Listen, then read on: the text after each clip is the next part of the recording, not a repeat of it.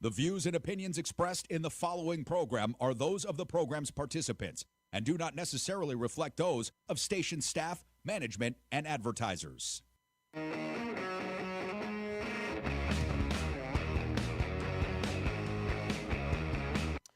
What's up, everybody? Happy Monday. Shapiro back in the house, baby. Yeah, that's right. Fresh off of a trip to D.C. We're going to talk about that. Oh, yeah, there's a lot to talk about there. Obviously, big news. 8 coward Democrats, I'll get into this, siding with Republicans, voting yes. 2 of them are in the state of Nevada. It's just such a disgrace. Republicans and Democrats, I think, for the most part, will agree with me on this one. So we're going to get to that. Ron Filipkowski from Midas Touch is going to be joining us at the bottom of the hour. We're going to be talking about these 8 Democrats. It's so embarrassing for the GOP leaders to push this funding bill. And what was the point of Democrats for 40 days holding out on this when you have 8 cowards? Where were they 40 days ago voting yes on this? Anyway, we're going to get to that. It's the biggest story of the day, no doubt. We're going to have full comprehensive coverage of it, for lack of a better term. And we will be getting to Ron Filipkowski about this at the bottom of the hour. Now, however, I do want to start off by talking about my trip to Washington, D.C., and then we can move on. I want to get into this for a few minutes. I was the most trending story. Yes, yours truly, Brian Shapiro, was the most trending story on X Saturday night for a few hours. Was not on my bingo card when I took a trip out there. I was assaulted, and I will get into that. So for those of you that were unaware, I took a trip out to D.C. I did the Tim Pool show last month, and we had a good time, and he invited me to his live taping of the Timcast at a local comedy club in front of a live audience of a few hundred people, and it was right in D.C., right downtown D.C., and up on the stage was Myron Gaines, Alex Stein, myself, an OnlyFans model, I'm forgetting her name, and a comedian on my left, I'm forgetting her name as well. I'm going to obviously be playing clips of this event, but it's not airing on Tim Pool's show until Friday. So whenever they give me the footage, but it was wild. I can tell you to start the show, Myron Gaines called me a Jew, and it didn't end very well for him because for 2 hours I was just hammering him on the issues, on his misogyny, on his racism, on his anti-Semitism. I said he was the male version of Candace Owens. I made some references to the fact that I think he needs to come out of the closet. And I hammered Myron Gaines for 2 hours. Alex Stein made one joke about me in the first 5 seconds. I think he made a joke and I'm going to play all this, when I get the video of it. He made a joke about me getting my tampon out, and then I said the same tampons that you were wearing after Donald Trump was shot and you wore tampons on your ear. He stayed away from me the rest of the show. Tim was cool. I was called plenty of homophobic slurs from Myron Gaines and some people in the crowd. Now, there was a portion of the show where people in the crowd, which I thought was great, there were people in the crowd, mostly a Trump-supporting crowd, got an opportunity to go on the microphone and speak. Most of the people that spoke wanted to speak to me. I will say this, I do talk a lot at times, and I was probably talking 90% of the 2-hour show, which I don't think anybody had a problem with because it was quite entertaining. There were people up there that called me homophobic slurs. There were people up there that were making anti-Semitic statements, and I defended myself, of course. There was one guy that came up there who has not done this show before. I'm not going to give out his name because I don't want to give him any free PR, but if you follow me on social media, you'll know who I'm talking about. He's a guy who looks like Chris Farley's brother, who travels around, a huge MAGA supporter, who can't control his emotions, and chases around Antifa for a living. Like, I don't think the guy has a real job. He alleges that he's Michael Flynn's security, but I learned that he was like the backup to the backup to the backup of Michael Flynn's security. So the guy doesn't really have a job, and he travels around the country chasing around Antifa, calling himself a peacemaker. So anyway, he gets up on the microphone. He has a prepared statement just to attack me and call me names. There was nothing of substance. He threatened me. And there was nothing of substance of what he said, and I think my response to him was just, you give it to me, I'm going to give it back. I said, Chris Farley called, he wants his dead body back, and, it was insults back and forth. But again, it was within the confines of the show. People were laughing. I didn't take any offense to it, and that was the end of it. just a moron. I live in his head rent-free. He comes up there, and he tries to attack me. No harm, no foul. Everybody was laughing. Everybody was having a good time. So, after this 2-hour discussion, which was supposed to be about dating, but somehow I turned it into transgenders and Trump and the 2020 election. I mean, it was all over the place. But everybody on the Tim Pool staff, they said this was the best show they've ever done with a live audience. They were very happy. Tim Pool was happy. Everybody was happy. I even shook Myron's hand, and we made up, even though I don't like Myron very much. But everybody was cool, right? So then Alex Stein, Myron Gaines, and myself were like, hey, should we all go out there and shake the hands of some people, take some pictures? I said, sure, let's do it, you know? And I had some MAGA people come up to me, and they said, hey, man, I don't agree with you, but I just want to say I think you did a great job. You got guts to debate everybody, and let me take a picture with you. And everybody was cool. And I met some of my listeners, some of the people who won tickets. I was shaking their hands. Really nice people. Even the Trump supporters, right? They understood that the show was over. You know, shake each other's hand. Let's take some pictures. I was happy to do that. And everything was going very well. The guy who was insulting me at the microphone, I'll give out his first name, Chad, the guy who looks like Chris Farley. As I'm taking pictures with some fans, literally, he gets right up in my face, and I'm not exaggerating. There's actually video of this from the comedy club. He gets this close to my face, which is off-putting as much as it is. Starts yelling at me saying, you want to call me a coward now? Now, for a little backstory to this, the reason why I called him a coward is because he agreed to do my show 6 months ago, then dodged me for 3 months, but was tweeting at me on social media. And I said, dude, if you don't want to do my show, that's totally fine. I don't think I'm Mr. Important. If you don't want to come on my show, just tell me. But when you say you're going to do something and do my show, and then you dodge me, and then you go after me on social media, you're a coward. That's why I called him that. You want to call me a coward now? He's this close to my face. And I think I said something along the line, and he had really bad breath too, by the way. Oh my God. It was like the smell of death was his breath, by the way. Use a Tic Tac, bro. Anyway, I said, dude, the show is over. If you want to have a calm conversation with me about our disagreements, I'm happy to do that. But the show is over.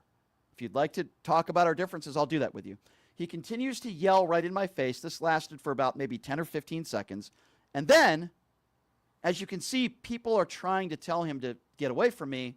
He takes his hand and he pushes it in my face, right in like my nose area. And then I clench my fist. And then literally 1 second later, I see him running, getting out of there. Somebody grabs me. Actually, I had two people that grabbed me. I thought they were Trump supporters at first, but they were actually Tim Pool's staff that grabbed me and got me backstage because they didn't want to see anything escalate, which, by the way, I appreciate. They did a great job. So he's running away, a complete buffoon who doesn't know how to handle his emotions. And this is the same guy who tries to call himself the peacemaker, chasing around Antifa, calling the left violent. So makes him look really bad. So I'm talking to Tim Pool. He was obviously very upset. He said some very nice things, and he said, that's unacceptable. He told me right after the show that, this isn't a show without you. We need the opposition. You did a great job. He said some very nice things. Alex Stein knows this guy. Alex was very supportive as well. Tim Pool's people were very supportive. Even Myron Gaines was like, yeah, I saw that. Unacceptable. Everybody that was on that stage and everybody within Tim Pool's staff all was on my side, which, by the way, I appreciate. But why wouldn't you be on my side? The guy assaulted me. I wasn't injured, but it was unacceptable behavior, right? The guy's a complete clown. So I go back to my hotel room, had dinner with Tim Pool, Myron Gaines, Alex Stein. Tim Pool had tweeted something out. I said, don't put his name in there. Give him an opportunity to apologize. Nothing. So the next day, I sent a direct message to this guy, and I said, dude, if you don't apologize, I'm going to press charges. Then he sends me a statement saying, listen, man, I was pushed into, somebody pushed me into you. He made all these stupid excuses. I said, dude, you're a coward. This is why I call you a coward. You either own what you did or you don't. He told some of his friends that I put my face into his hand, which is a blatant lie. There's witnesses there. That's exactly not what happened. So he starts by lying, and I was more upset at that than the actual assault. I was more upset at the fact that he lied. So then I start getting pissed off, and I'm like, geez, maybe I should press charges, right? And I sent him one more message. I said, if you don't own what you did and publicly apologize, I'm going to press charges on you. He puts out a statement saying that he was sorry, but it was kind of a half-hearted apology. I wasn't really happy about it, but he sort of apologized, and I said, okay, this could go one of two ways. Either I press charges. I'm not one of those people that files a lawsuit in a fender bender, okay? I'm not the guy who says, whiplash, give me $30,000, I'm injured. I don't want to be that guy. Now, I have up to a year to press charges. I probably won't, but it would go a long way if this guy actually reached out to me and gave me a sincere apology, which I don't think he has. I think the only reason why he did what he did on social media is because I threatened to file a police report. So, that's what happened. That's the entire story. Other than that, it was a great experience. I had a great time. Had some private conversations with Tim about a lot of different issues. And it was fun. And I cannot wait until they air this. My understanding is Tim Pool is going to be airing this 2-hour show on Friday. I cannot wait. If they send it to me sooner, I will play clips of it on the air. It was extremely entertaining. I was extremely aggressive with Myron.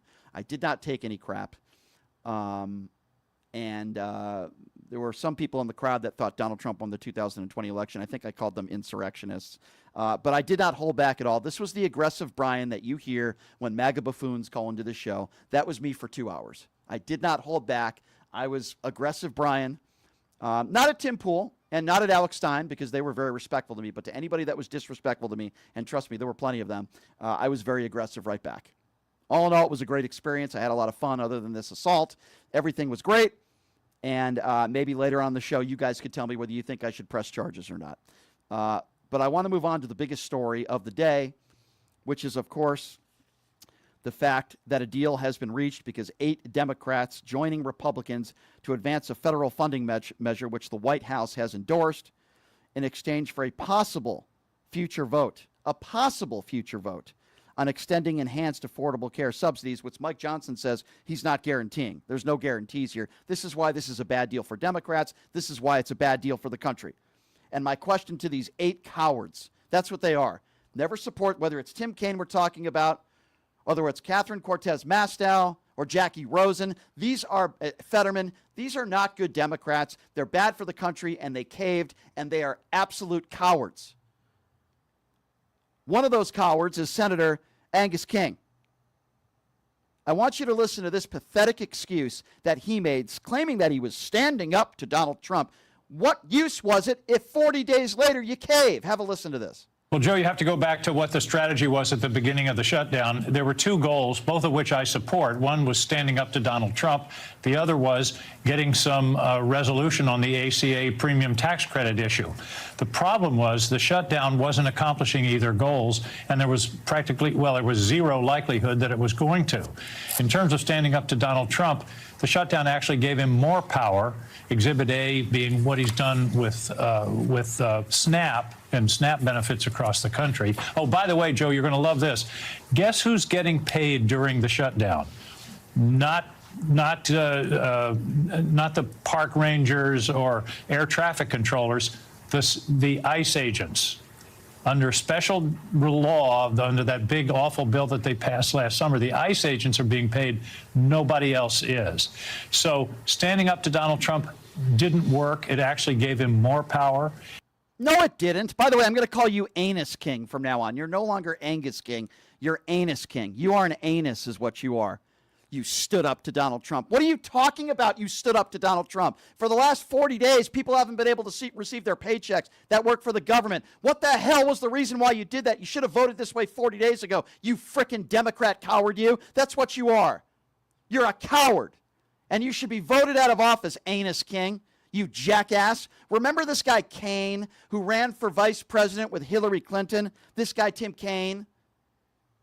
Listen to why he thinks just getting a vote on health care is a win. This pathetic buffoon. Listen to this pathetic buffoon Democrat. Senator Kaine, it's Ali Vitale. I hear you on the wins that you notched on SNAP, on RIFs. Those, of course, were administration pain points over the course of the last 40 some odd days. But on the issue of health care, again, you have a lot of colleagues, and I know you've heard from them privately as well, who are concerned that there's not enough being done tangibly on health care. You talk about the floor fight, but the idea that a guaranteed vote isn't a guaranteed outcome, I think, is really sticking in a lot of people's minds. So how do you talk with your colleagues, and do you understand their point of view that say, we did have a big win on Tuesday, we held out for 40 days, what did we get here? I completely understand their point, and I would go back to them.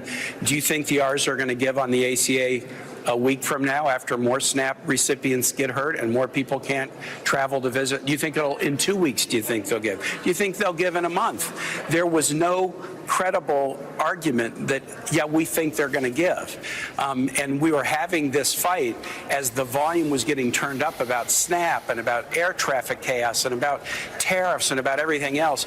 Now we get to have the fight in the full view of the American public. Just this issue, Dems v. Rs. We're going to put a proposal on the table that we'll write, that will be maximally designed to help Americans, and that will be attractive to the Rs who are telling us, we know we got to fix this. They'll vote yes, they'll vote no. We're the minority party, but everybody will get to see who is standing for them when it comes to lowering their health care costs. You stupid Democrat buffoon, you. That's what you are. Mike Johnson will get to this. He said it himself that there's no guarantee that Democrats will get a vote on the ACA subsidies. You stupid buffoon. You did nothing except cave to the Republicans. You imbecile, you. Shaheen is another one. I don't even know if I'm pronouncing her name right. I don't care. Shaheen the coward. Here's her excuse on national television earlier today, talking about how this was the right agreement, this was the right thing to do. Another Democrat coward who caved. Listen to her pathetic excuse. This is an opportunity for us to continue to fight on extending the premium tax credits and the cost of health care and making sure that Americans know who's on their side and who's opposed. And I introduced a bill to extend the premium tax credits. That's my legislation. I did that in the very beginning. Introduced the 2 extensions. That was my first legislation this year, and I intend to continue to fight for that. And hopefully the Republicans may hear us. But all those people who opposed this agreement, staying in a shutdown mode was not getting us anywhere. And they need to train their fire on the people who are responsible. That's President Donald Trump, it's Speaker Johnson, and it's the Republicans who have blocked every attempt to get health care. We need to be working together. That's what I intend to do. Oh, really? Tell me how Republicans are working with you, you fool. You're the one that caved. Oh, and it was getting you somewhere, because for a moment, people in this country finally were believing that maybe Democrats have grown a spine, that maybe they're standing their ground for once. Maybe they won't give in to the Republicans. Yes, I get it. It's horrible that for this time, for almost a month and a half, there were federal employees that were not getting paid. That's horrible. But you know what's more horrible? Now you have egg on your face, because Mike Johnson, who just said this morning when was asked, will you assure House Democrats they'll get a vote on ACA subsidies? And he said no. Don't believe me? Listen to this. He's offered them a vote. You know what they told him in response? No, we need you to guarantee the outcome of that vote. Well, that's ridiculous. That can't be done. From the Senate, will you assure the House members that they'll get a vote? House Democrats, they'll get a vote on ACA subsidies by date certain? No, because we did our job, and I'm not part of the negotiation. The House did its job on September 19th. I'm not promising anybody anything. I'm going to let this process play out. I'll tell you what they wanted. I'll tell you what Schumer and Jeffries wanted. In fact, Chuck Schumer said it publicly and decried that Thune and I would not go in a back room with them and make a four corners agreement on Obamacare subsidies. And I said, there's no way. That was never possible or appropriate. You just heard little tiny Mike Johnson say the truth out loud. They're not working with Democrats. They're not willing to give Democrats a vote. So what did these 8 Democrat buffoons do? I repeat once again, what did you accomplish for the last 40 days by allowing this to happen and standing your ground for 40 days and then caving? You could have voted this way 40 days ago. Instead, you chose to do it now while all these people out there were suffering and Democrats got nothing. The country got nothing. Mike Johnson and Republicans didn't promise you anything, but you caved. This is why there are some people in this country that believe that Democrats and the Democrat Party need new leadership. I don't care if Chuck Schumer voted no. I guarantee you behind closed doors, Chuck Schumer spoke to all these Democrats. He knew exactly what was going to happen. I don't care what Hakeem Jeffries says. The bottom line is your party caved. And when I say your party, I understand that the majority of Democrats voted no. But you have 8 Democrats that voted yes, and that's all that they needed. Chuck Schumer knew this was going to happen. If he tells you otherwise, he's a liar. Chuck Schumer needs to get the hell out of office and retire the way Nancy Pelosi did. With all due respect to Hakeem Jeffries, get out of that position. We need new leadership. Do you think Ocasio-Cortez, if she was leading the Democrat Party, if she was in Chuck Schumer or Hakeem Jeffries' position, do you think Ocasio-Cortez would have allowed this to happen? Would Eric Swalwell have allowed this to happen? Would Jasmine Crockett have allowed this to happen? The answer is no, because they have a backbone, because they have a spine. People in this country want leadership. Part of leadership is not making an excuse and saying, well, we're going to continue to work hard for Americans when it comes to health care. Why didn't you convince these 8 Democrat losers to not back the GOP? Why didn't you tell them, no, you can't do this, you're going to cave? Why didn't you take a page from the Donald Trump playbook and say, if anybody votes yes on this, we are going to make sure you get outed from office? It's the one time I would have taken the Donald Trump approach and say, if anybody votes yes on this, we are going to make sure you do not win re-election. It's the one thing that I would have taken from the Donald Trump playbook. And yes, Democrats should have done that. Democrat leadership should have done that. What the F were you doing for the last 40 days? What was the point of this government shutdown if you cave? God, I'm so pissed off. I'm so pissed off at these 8 Democrats. I am so angry. And yes, I'm angry at Chuck Schumer, and I'm angry at Hakeem Jeffries because they failed the American people. I know what's going to happen here. I know what's going to happen. They haven't even agreed on how long it's going to take, allegedly, when Democrats are allowed to vote on the ACA subsidies, which, by the way, Mike Johnson just said he's not guaranteeing and he's not promising. That means no. You guys got nothing out of this. Nothing. You 8 Democrats are despicable, and 2 of them are from the state of Nevada. Jackie Rosen, you are an absolute fool and an embarrassment to the Democrat Party and an embarrassment to the country. Catherine Cortez Masto, you are an embarrassment. And everybody else. Fetterman, I've already spoken about Fetterman, about how he's off the chain, ridiculous. We need to continue to call out these 8 Democrats, because this isn't just what the Republicans own in owning health care right now. It's these 8 Democrats. Get them the hell out of office. They don't represent me. They don't represent my beliefs. They certainly don't represent the Democratic Party, and they don't represent so many millions of Americans out there that are struggling, that don't think they can afford to put food on the table and can't afford their health care. You stupid idiots, you. Mike Johnson said the truth out loud. He said the truth out loud when he was asked if Democrats will get a vote on the ACA subsidies and will you have a date for certain. Mike Johnson, no. I'm not promising anyone anything. That is the entire Republican Party today. They're not promising anybody health care. They're not promising anybody food stamps. They're not promising on raising the minimum wage. They're not promising on lower taxes for middle class and people out there that are struggling. They won't promise anything except the biggest tax breaks for the top 1% in this country, in excess of $100 billion over the course of this year. Let me repeat, $100 billion in tax cuts for some of the richest people in this country this year. Meanwhile, while they take food stamps away and Medicaid away from some of the most vulnerable people in society. How can you vote Republican? How on earth can you support this unless you're a selfish piece of human scum that happens to be one of those billionaires? How can you vote for this? You're voting against your own self-interest, and those 8 Democrats caved. Make no mistake about it, ladies and gentlemen, they are cowards.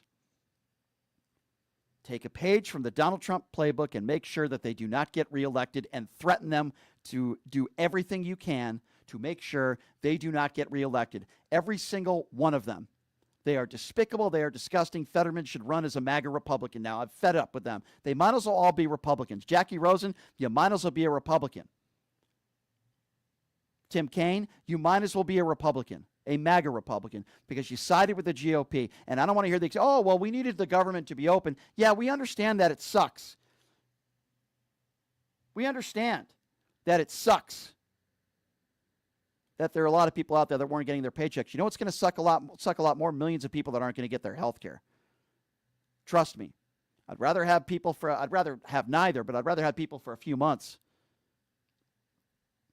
that aren't getting paychecks than millions and millions of people that are not going to be getting the health care that they truly deserve.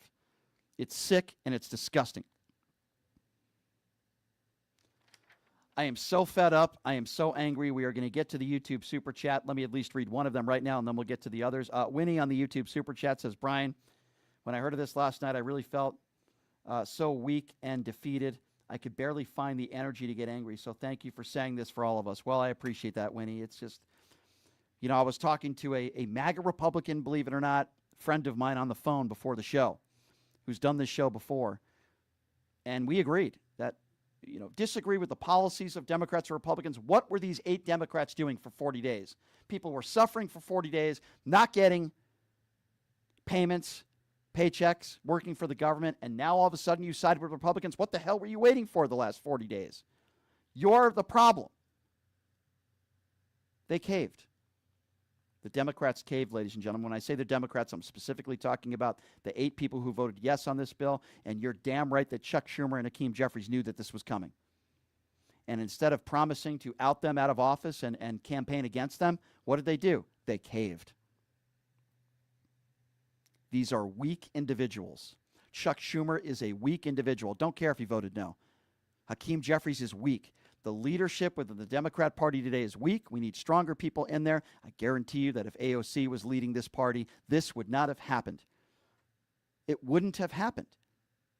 We need stronger leadership. We need younger leadership. And I wish Chuck Schumer would retire and get his old ass out of D.C. I've had it with him. I've had it with Democrat leadership. And I've had it with Republicans winning. I've had it. We need stronger people in office. We're going to take a quick break to talk to us about this.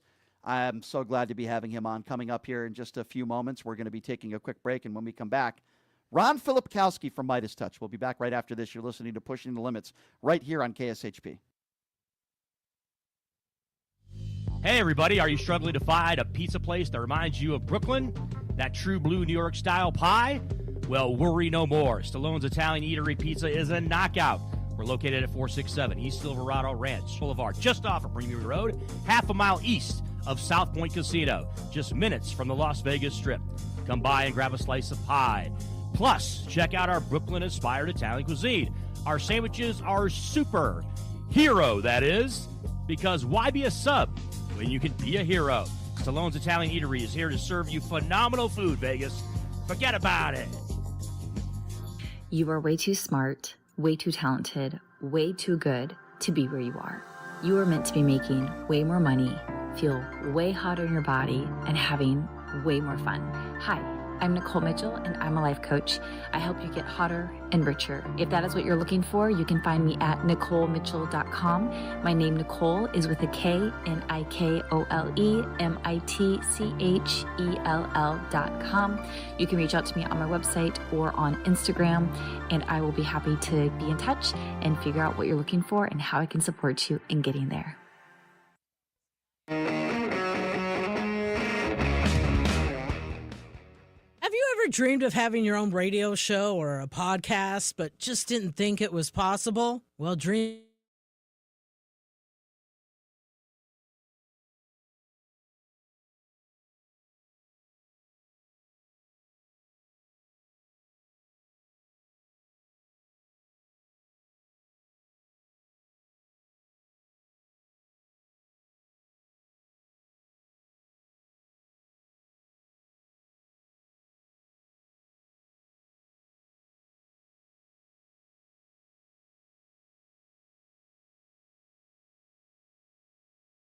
Be live on the air right here in Las Vegas. Radio U, The 5-day course is being offered at $699. For more information, give Radio U a call. 702-763-5024. That's 702-763-5024. Or check them out at radioyou101.com.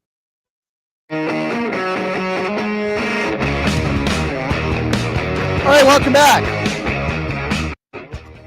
Pushing the limits on a Monday. Thank you so much for joining us. Some very special guests joining us throughout the remainder of the week. I'll get to that a little bit later, but obviously we're talking about the big breaking news. No, not me getting assaulted at a Tim Pool live event.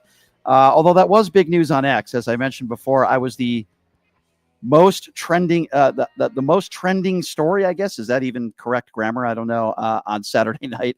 But obviously the government shutdown and what has taken place here with, in my opinion, these 8 Democrats that caved to Republicans. So to talk to us about this and plenty of stuff to discuss with him, of course, he is the editor-in-chief for Midas Touch, and it's always a pleasure having him on the program. The one, the only Ron Filipkowski joining us. Ron, it is good to see you, my friend. How are you?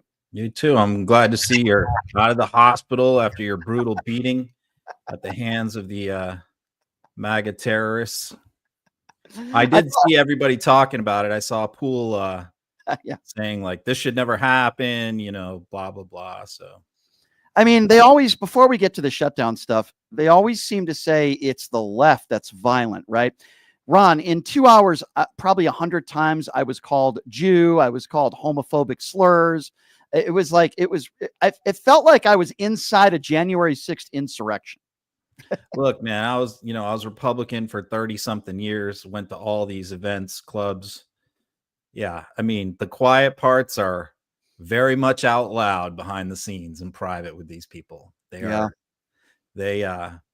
hear racist stuff all the time, and you just try and when you're in there, if you're a decent person, you just try to distance yourself from it or get away from those conversations. But, they're happening all over the place. Yeah, I mean, there were people up there on stage with me that were not doing that. Obviously, Myron Gaines was, and there were people in the crowd that were as well. But, I'm in one piece. Everything's good. And then I hear of these 8 Democrats that, in my personal opinion, caved. I know people like Tim Miller and other people that are on the left are saying this is a win for Democrats and it's not a fold. I mean, what do you make of this? I disagree with him. I don't know that Tim Miller is on the left. Well, he's anti-Trump. Yeah. Jeb Bush's communications director. So, he is anti-Trump. Yeah, I'll give you that. So, that's true. Good point. Yeah, they come at it from a different place than we do. Bulwark. I think that Schumer never wanted to do the shutdown. I think that he was forced into it because he caved on the last one, the big, beautiful bill, and got roasted and got just absolutely destroyed. And so this one comes around, which is a CR, not even a like an omnibus style bill. It's a CR. I mean, my argument was it's even weaker case for a shutdown now than it was. It was a stronger case back then when Trump was trying to pass the big, beautiful bill. I mean, this is not the time. I mean, I didn't think it was as good of a time. Let's put it that way. So I don't think he ever wanted to do it, but I think he had no choice, or else he knew that he was going to get destroyed again, possibly even worse. So I think that he kind of hatched this plan right from the beginning, that at some point he was going to pull the plug. He was going to stand up 8 senators who either were retiring or were not up for re-election until 2030, which all of them fall into that one of those 2 categories who voted for this, except for one, John Fetterman. So I think it's, interesting that there's not one single senator who voted for this of the 8 who is up for re-election in 2026. That is no coincidence. And it also allowed Chuck to vote no, for it. So, it's just like, they really think we're stupid. And I think, it does fool some people. So I guess it works, but it doesn't fool most people. And so then why did it drag on so long? Well, I think that Mike Johnson may have a mole, inside the staffers for Democratic leadership, either in the Senate or the House, because he seems to know everything that they're doing ahead of time, and they're not smart enough to figure it out on their own. So they're getting tipped off somehow, because I think what he said a few weeks ago is correct. that Democrats are going to cave on this, but they're going to wait until after the elections on Tuesday, because they knew that if they caved before that, you would get what you have today, which is a bunch of bummed out, pissed off, depressed Democrats who might not show up for the polls, and you might not have had the results that you had. So I think Schumer was always going to do this. I think he was going to do it after the shutdown. I mean, after the elections. And I think he's hoping now that by him voting no and having other people stand up for him, inside the House, that the House, I mean, his House, the Senate, people stand up for him, and Hakeem Jeffries also standing up for him, as he did today on numerous platforms. I think that he thinks he'll survive it. He'll get away with it again. And it's like, this is not my only issue with Schumer. I have many issues with Schumer. Yeah. But I mean, this shows that he kind of like thinks we're all idiots. He really does. And I agree. He played this out. I mean, we're not dumb, Mm-hmm. but it's also telling, by the way, that many of these Democrats who are out there yelling and screaming all over social media and TV today in the Senate about Schumer and what he did and all that, not one of them is calling for him to resign. There's only step down from leadership. There's only like 3 or 4 House members who did. Ro Khanna, Seth Moulton, and a couple others. Yeah, but that's pretty much. I think Alyssa Slotkin kind of was the closest one, who kind of was like, "This is unacceptable. We need a leadership change," but never mentioned Schumer. Yeah. I mean, that's probably as far as we got. And I love Seth Moulton. He ran for president in 2020. But I'll say to my next question, people like Seth, people like AOC or Jasmine Crockett, if they were in Chuck Schumer's position, I don't believe this happens. I believe they would have shown the leadership to make sure that these Democrats do not vote the way they did. Do you agree or disagree with that? Yeah, I mean, you either go into it with a plan or you don't do it. And I mean, an exit plan, like what is, it's the same thing with Iraq. This is the same thing with Iraq or Afghanistan. When you go into the conflict, what are your objectives? What does victory look like? What does winning look like? Define it. And then how do we get there? And then, okay, when we get there, that's when we're pulling out, we're leaving. And that never happened with Afghanistan and Iraq, which was they never had a clearly defined, like what is winning? What does winning look like? Are we trying to install a new government that, is democratic, pro-US, or what are we trying to do here? So I think it's the same thing with the shutdown. Like, what was the end goal? Was the end goal that Republicans will cave on the ACA and agree to extend the subsidies for a year, for 5 years? I mean, okay, that's kind of wishful thinking in the current environment. So what's your plan if they say no? If they dig in, then what's the plan? Right. It was the plan to like go 44 days and then surrender. Yeah. That's not much of a plan. No, you're right. You're right. It makes no sense. So my point is, like, if you were going to cave, if they didn't budge, if that was the plan, like, why even do it? Like, I don't understand. Exactly, Ron. That's exactly what I said to open up my show today. I said, if this was your plan after 44 days while people are suffering, not getting their paychecks that work for the government, then why didn't you do this 44 days ago? Why would you wait till now? It makes absolutely no sense. And what do you make of, their whole argument is just one reason now. This is what they're all saying, which is we now have a vote. We're guaranteed a vote in the Senate, not in the House. We're guaranteed a vote in the Senate in the second week of December. And now we're going to let all of America see which senators are for it and which are against it. Okay, that's what we got for 44 days of a shutdown. Yeah, and then you have, you're right, and then you had Mike Johnson today ask, will you guarantee a date for House Democrats to vote on this ACA subsidy? And he said, no, I'm not promising anyone anything. Verbatim, Ron, that's what he said this morning. He said that every day for the last month. Yeah, when are you going to start believing him? Any vote. Yeah. So that was part of the negotiations. Johnson has to agree to a vote in the House right after the Senate votes. Johnson said no. Okay, well, now what? I mean, we got nothing from Johnson. Now, listen, do you agree with me, Ron? If he said yes, if Johnson agreed to this vote, then I would say, okay, maybe Democrats are getting somewhere and they got something in return, but you're absolutely right. They didn't get anything out of this. Yeah, you're going to get a party line vote in the Senate. Who cares? And that's it. Who cares? We already know where everybody stands on this. We already know. I mean, the vulnerable people are in the House, the Republicans, the ones who are in these, you got like 25 of them in toss-up districts. They're with lots of ACA subsidy people in their districts. So those are the ones who need to be put on the spot. But now they're never going to have to vote for it. I mean, because they're going to be shielded by Johnson. The only thing it does appear, I mean, if you want to say, like, is there a silver lining to the shutdown ending now? I mean, is we're going to get finally a vote on Epstein, which is going to happen now. If, can I ask you about Mike that? Johnson can ever get his members back to DC, so the House can reconvene.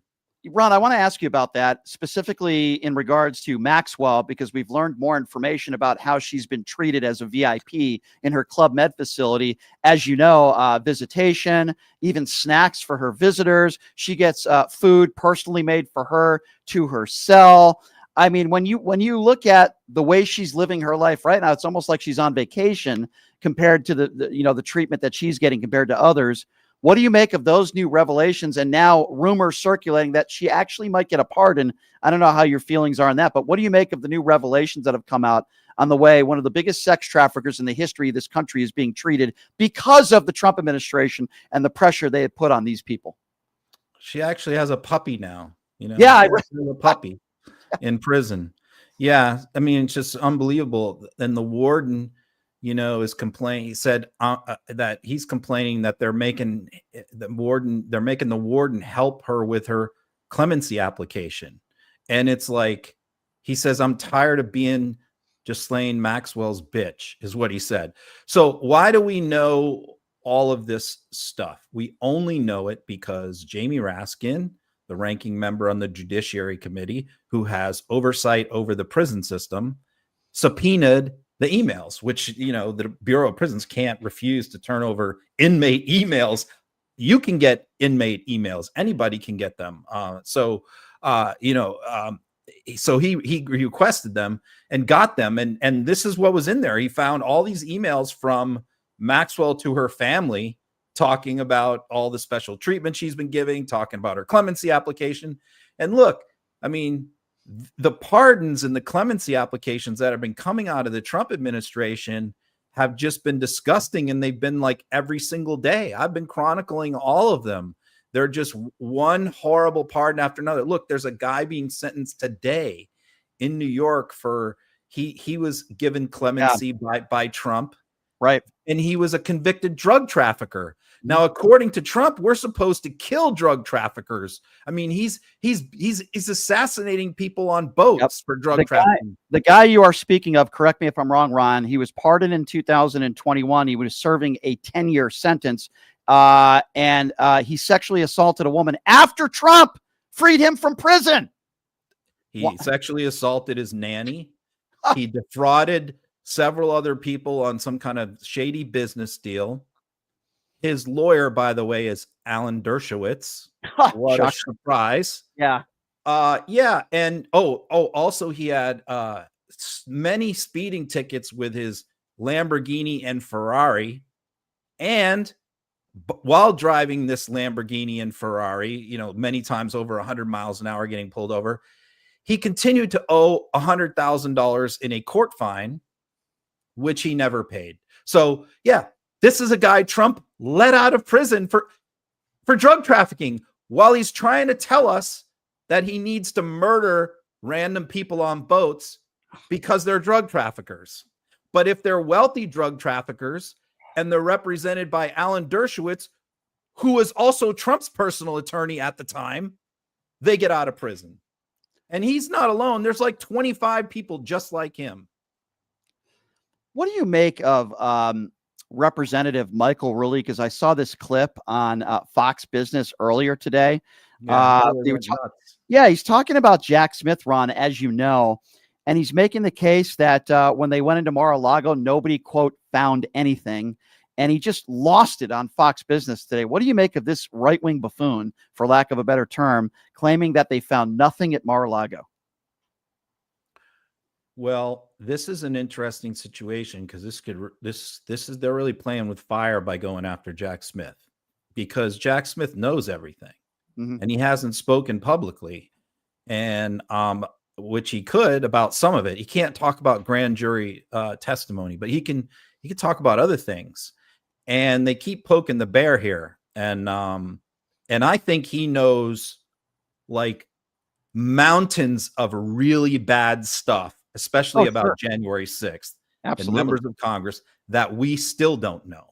Okay, that he uncovered because he got phone records, he got text message stuff, signal messages from all of these people. He got testimony from cooperators like Mark Meadows, and we don't even know what people like Mark Meadows told him when they were cooperating, or Jenna Ellis. I mean, there's so much we still don't know that Jack Smith knows. And now they're going after Jack Smith. And, you know, what he was calling on was for DOJ to prosecute Jack Smith and put him in prison for treason. Right. House Oversight has subpoenaed Jack Smith, and Jack Smith is like, they subpoenaed him in for a deposition, but Jack Smith is like, I want to have a public hearing. Right. Bring me in, put me in front of the cameras. Let's do this like Oliver North style. We're going to have a big national televised hearing where I can lay out everything. You can ask me whatever you want. This is what he said. He said, I won't take the fifth. I won't have a lawyer. I'll answer every single question you have, but I want it done in public. And then, of course, Jim Jordan and James Comer were like, I don't know about that. You know, they don't want him to testify. But, you know, when he would testify is if Democrats take back the House or the Senate in 2026. Wow. Then he will be testifying for many days about what he knows. Would that be entertaining? I am certainly rooting for that to happen. That is for sure. On a side note, Ron, before I let you go, I wanted to know what you made of Donald Trump's appearance at this Commanders game. And obviously the guy who owns the Commanders is another complete right-wing buffoon. That's another story. But he got booed to a point where even MAGA Republicans couldn't lie and say that they were cheering him. You know, idiots like Benny Johnson is saying, oh, well, how could these scumbags boo him when he's talking about military people in the military that are being honored? And I'm saying to myself, where were you this whole time when he called, you know, veterans suckers and losers, and we went after John McCain? But now they're so angry that people were booing President Trump. First of all, what did you make of that? Basically, almost the entire arena booing him, for starters, and right wingers out there calling people scumbags for booing Donald Trump at this football game. Everything that he does when he attends these events is very scripted and choreographed and orchestrated by his advance team. He has very, very good people when it comes to this, and he has for years, and they make sure things are set up perfectly. Like when he went to, I think it was the Clemson football game. It was either Clemson or Iowa State. They had a concern, even though, you know, he's careful to only go to games that are in like rock solid Trump country. You know, like South Carolina, like Clemson, which is in like western rural South Carolina, it's farm country. Like he knows the odds of him getting like booed and heckled at a game like that is small. Same thing with Iowa to some extent. So, you know, but he still, to make sure that he wouldn't get, they waited to have him come out until their team was running onto the field. So their team's running on the field and everybody's cheering the team, but Trump comes out and starts waving like they're cheering for him. He did the same thing at the Daytona 500. Again, Trump country, but he like waited until the crowd started cheering. It was some person that was being introduced on the field, and then he walked out and had his people filming him, waving to the crowd. The crowd didn't even know he was there. So I've documented these things. So in this particular occasion, again, they're concerned that he's going to be introduced and he's going to be in a luxury box and he may get booed. So what is their plan? Their plan was, we're going to have him immediately start reading the oath of office to swear in some, you know, like 25 military people that are on the field. And how dare people boo? People won't boo then when he's administering the constitutional oath of office to military service members. So that was their plan, but the crowd they weren't having it. They were just like, They booed right through that whole thing. And Trump looked like rattled, shaken, because he's not used to that. And Mike Johnson and Hegseth were next to him too. And they were tripping. They did not look happy. I mean, it was merciless. And by the way, the reason why Trump was there is because the billionaire owner of the Commanders is his pal. And right. Trump has been lobbying him in exchange for some of the permitting to go through smoothly for his new stadium, to name the stadium the Donald Trump Stadium, which, you know, I don't know. The owner of the Commanders, after hearing that from his season ticket holders, may want to reconsider naming the stadium after Trump. Yeah, that might not be a good idea, Ron. I was unaware that they set it up in that way when the Commanders went on the field. That makes sense. But yeah, that was very embarrassing for the president and his staff, no doubt about it. Ron, before I let you go, what are you working on today on your awesome Substack? Well, I got all the Democrats' reaction to the cave in the Senate from House members, from Senate members, from people running for office. So I got all that. All the stuff about the pardons, the Maxwell stuff, all the stuff you brought up. Mm-hmm. So yeah, lot of that kind of stuff and a few other things. So wait, are you saying I'm not in your Substack? You didn't talk about a liberal getting assaulted at a Tim Pool event? I toyed with it. I thought about putting that in there, but the problem is, like, if I have to introduce people and like explain things too much, then I don't want to, because my Substack's all like quick hit bullet points. I understand. And I'm like, I'm going to have to explain too much here, like as way of introduction. I can't put what happened in like one paragraph. I probably could have if I really wanted to, but it's okay. It wouldn't be as good. No, I'm not that explain like who Myron Gaines is and what the event was. And you don't want to do that. Even Poole, some people heard of Poole, but that's about it, you know. Fair enough. That's a fair explanation. I was just teasing. Man. I'm not that important. Next time you get in a fight at one of these things, I'll include it. That's fair. Next time I get assaulted, which will probably happen down the road. Ron, always love having you on, my friend. We'll let you get back to work. Appreciate your time as always, and we'll talk to you soon. All right, man. See ya. Thank you. Thanks, Ron. Ron Filipkowski, everybody, editor-in-chief at Midas Touch. I love the guys at Midas Touch. I really do. Obviously, Ron, you know, he does this show every week, and we're very privileged to have him come on. I really do think he's one of the best in the business. I think Ron is great. He's so smart. And, you know, the way he explained Trump getting booed at the Commanders game, I wasn't even aware. I mean, it makes sense that he's naming these military members, and his people thought that there would be cheering, which obviously there wasn't. And then they did that at the time the Commanders were announced on the field. So everything was very strategic, and still the entire stadium was booing him. I do find it interesting that people like Benny Johnson and these right-wing idiots are saying, listen to the scumbags at the Commanders game that are booing Donald Trump when he's announcing these service members. I'm wondering, did you have the same anger when Donald Trump called these brave service members suckers and losers? Did you have the same anger when Donald Trump said he didn't respect John McCain because he was captured? The selective outrage from these imbeciles, I'm just so tired of it. It's so despicable. It's so disgusting. And these right-wing idiots like Benny Johnson and others have zero credibility. Literally, they have zero credibility. I don't know. Do we have the audio of Donald Trump getting booed? I do want to take your phone calls first, but I don't know if we have the audio. Can you play the audio of Donald Trump getting booed at the Commanders game, Chuck? If respects to combat, war, etc., and you kind of take some of the same strategies. Would love to hear your thoughts about where we. So that is Donald Trump commenting. I was going to get to that because Donald Trump was during the NFL broadcast. That's okay. We can play this. So Donald Trump obviously was booed, as you heard from Ron Filipkowski, and I'm sure you've heard the video. But it is interesting, too, because I want to set this clip up for you. So you hear a lot of people on the right say, I want to separate politics from my football. They particularly did this when Colin Kaepernick and many others were called sons of bitches when they were taking a knee and peacefully protesting during the national anthem. And all these people on the far right, they say, I don't want politics in my sporting events. I don't want politics in sports.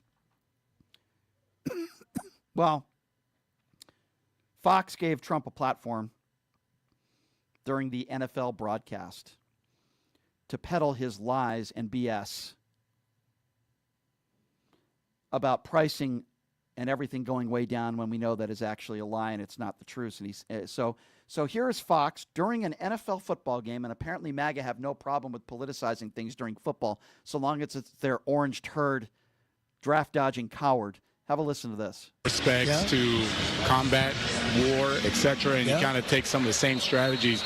Would love to hear your thoughts about where we are as a nation, how we're doing. Well, we're doing great, and recruitment is doing phenomenally. People have spirit. Our stock market hit an all-time high. Prices are coming down. We inherited a mess. Prices are coming way down.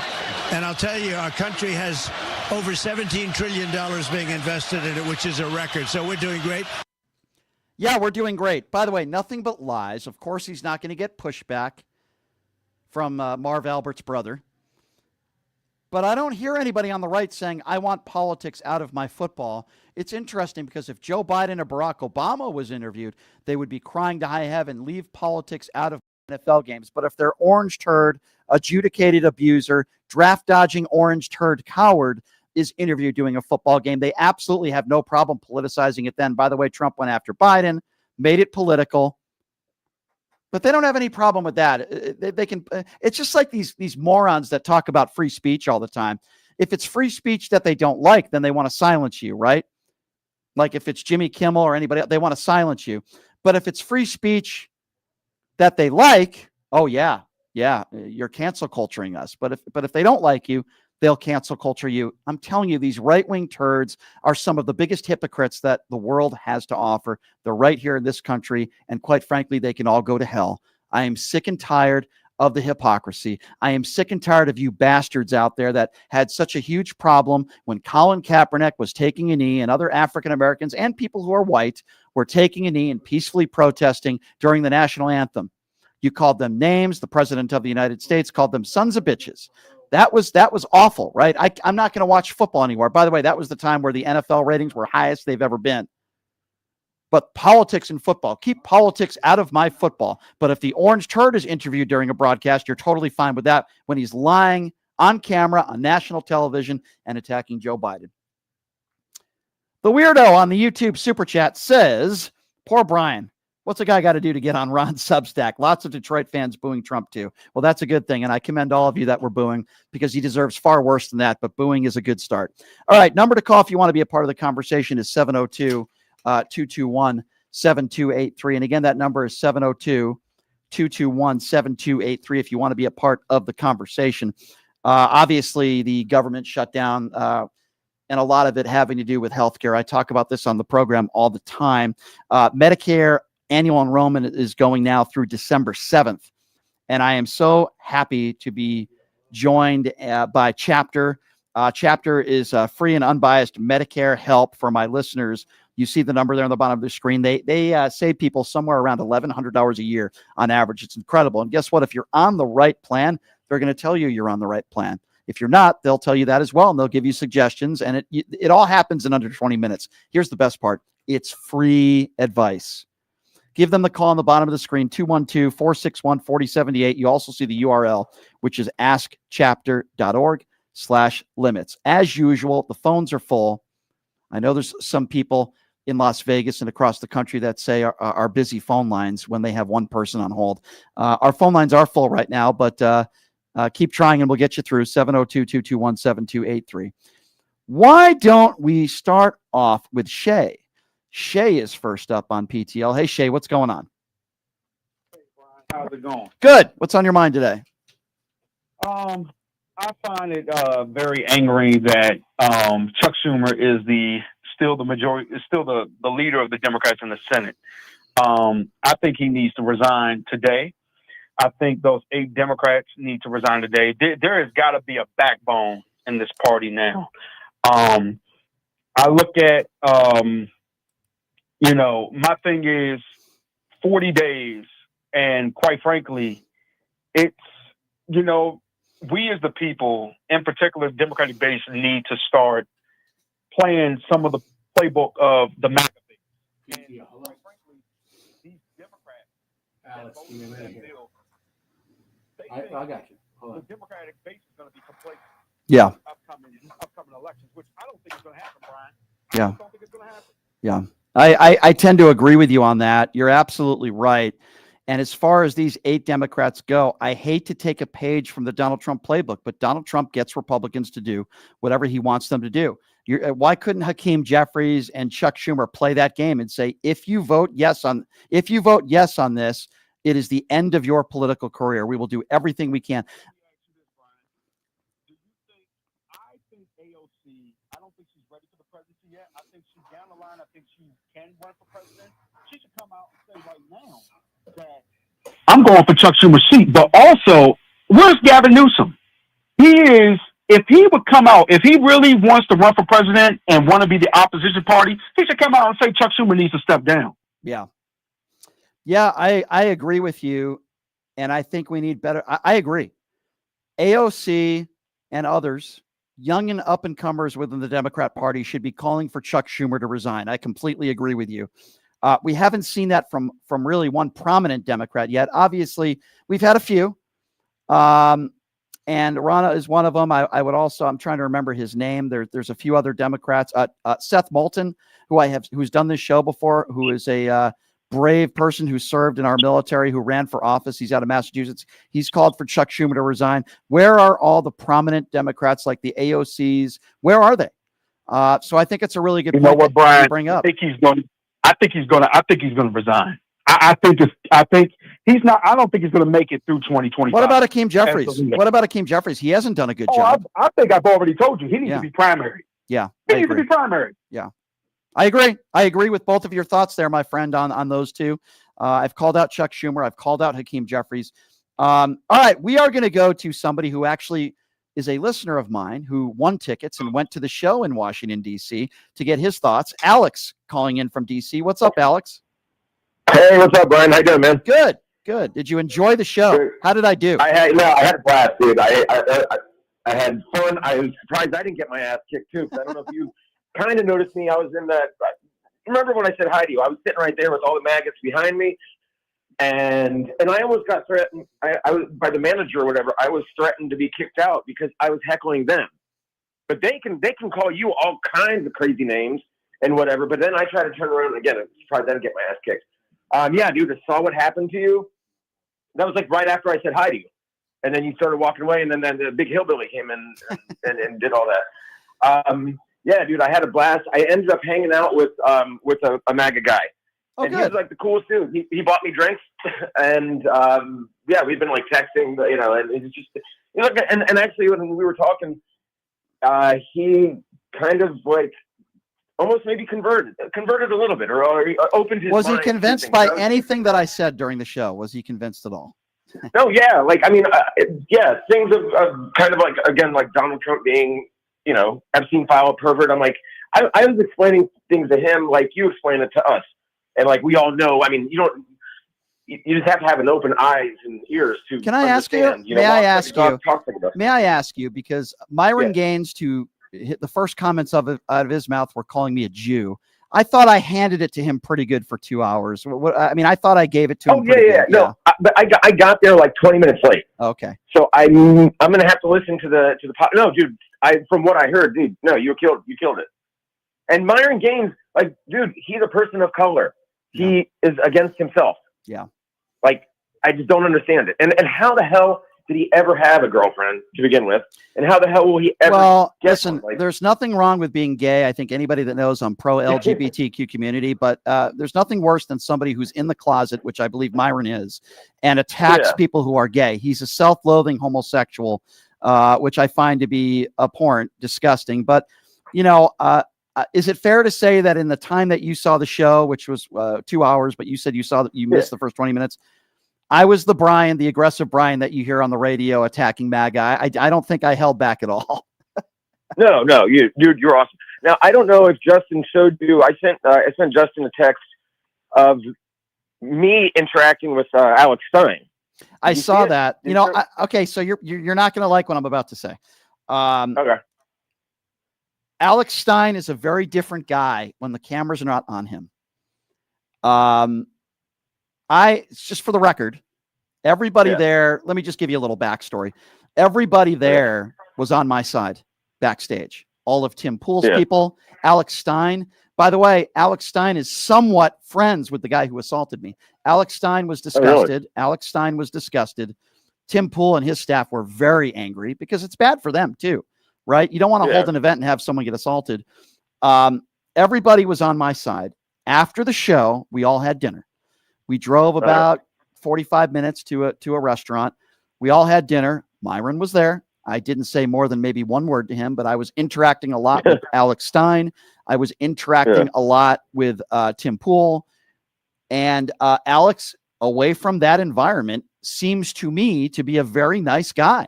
But you get he was decent when he was on your show last time. He was a very decent human being. I think I don't think Alex is a bad guy. Okay, so I have to say this, but he spits when he talks, though. He spits when he talks.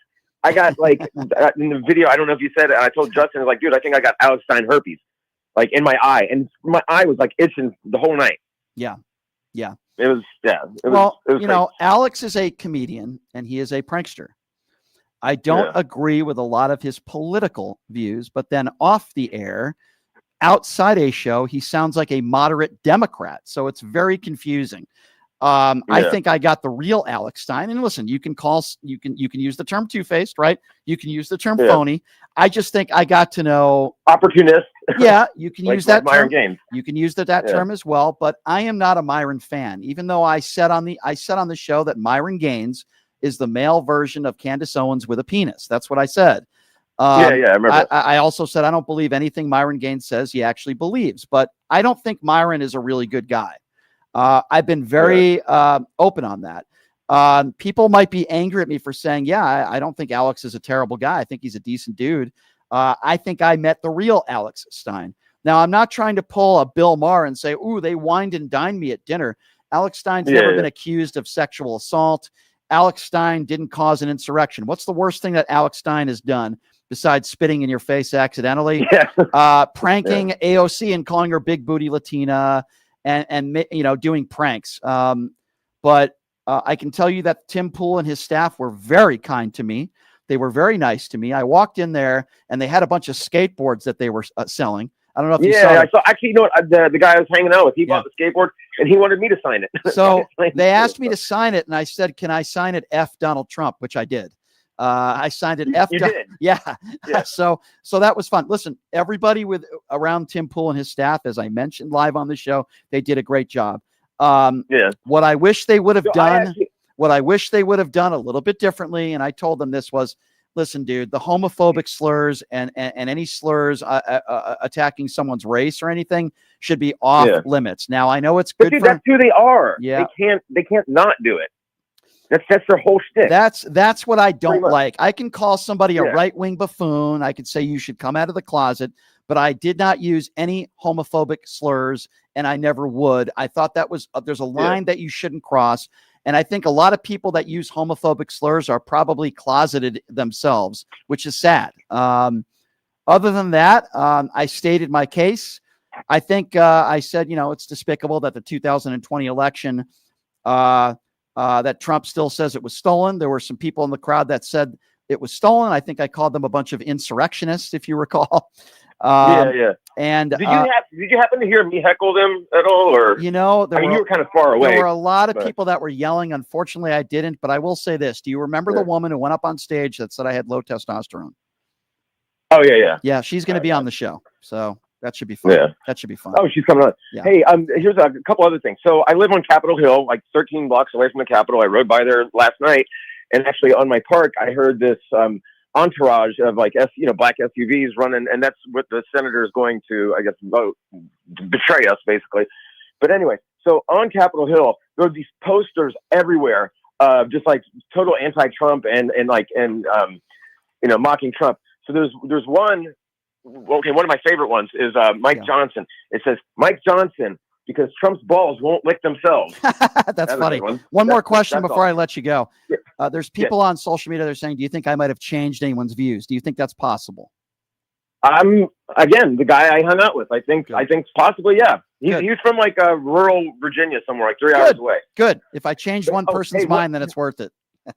One last thing real quick. Yeah. So again, I was telling you about these signs, right? So there's another sign that has Donald Trump. It's a picture of him on Time magazine, with the vagina neck. and he said, and it says, missing hairpiece, last seen on Epstein's island, or Epstein's private jet. Reward, I'll pop a ping pong ball out of my neck. And then I look down, there's $100. There's 5 20s leaning against like a stop sign or whatever. And I think that was like intentionally put there. So like later on tonight, I was riding around trying to find all these different signs to see if that actually happened. So I still have to find out if that was a thing. Because like in DC, there's a Instagram site that has they supposedly hide money, like $200 or $100. Yeah. And then they put it on Instagram and they said, okay, now go find it. So this might have been something like that. I don't know, but it was funny. It's like because he has a vagina neck, and it's like he's gonna pop. He kind of does. He is literally a chicken as we speak. Thank like, you why for. Why doesn't he at least spread it? Yeah, seriously. Right. Well, Alex, I appreciate you coming out. I'm glad you won tickets, my friend, and nice to meet Thanks you. so much, Brian. Hey, right. yes, you bet. I hope to catch you again at another show. Yeah, absolutely. Well, I'll be out there again. Thank you, Alex. Appreciate it. Always love. All right, man, take care. Take care. Always good to meet my listeners, when no matter what event it is, and I appreciate Alex and his support in coming out. 702-221-7283 is the number to call if you would like to be a part of the conversation. Let's see who we going to next here. Let's go to Angie. Angie is next on PTL. Hi, Angie. Hi, Angie. Go ahead. Oh, yeah. Ben,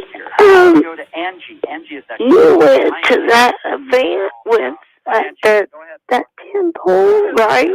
Angie, if you could lower your radio, it would be great because it's really hard to understand you, Angie. Yeah. Okay. I'm sorry. That's okay. Go ahead. Let's start over. Go ahead. Well, you went to that event, right? The Tim Pool event. Yes, I did. Yes.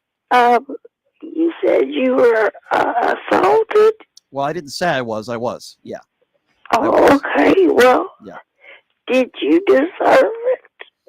Did I deserve it? Is that your question? Do you think anybody that speaks their opinions and shares political opinions deserves to be assaulted? Well, I just wondered if maybe you said something you shouldn't have said. So if somebody says something, whether it's a threat, which by the way I didn't do, if somebody says something that gives somebody the right to assault them, are you condoning that sort of behavior? Well, it kind of depends. It depends. So give me an example of somebody that says something that you would say deserves to be physically assaulted. Give me an example of what you're talking about. Well, what did you say? No, I'm asking you. What do you think somebody would say that would defend somebody to physically assault them and break the law? What?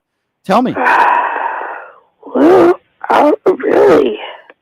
It seems like you're struggling. Okay, so let me just define it for you. Really it doesn't matter what somebody says to somebody. And again, let me be very clear. I didn't use any homophobic slurs like people were sending my way at the show. I didn't go after somebody's religion. I didn't go after the color of somebody's skin. The worst thing that I might have called somebody is a coward. So no, that's probably the worst thing I said to this individual that could not contain his emotions and decided to physically assault me, who, by the way, was banned from that venue and banned from any further Tim Pool events. I'm happy to say. Well, Ben, I told you I'd get you back. Ben? Was I just called Ben? Uh-huh. Ben?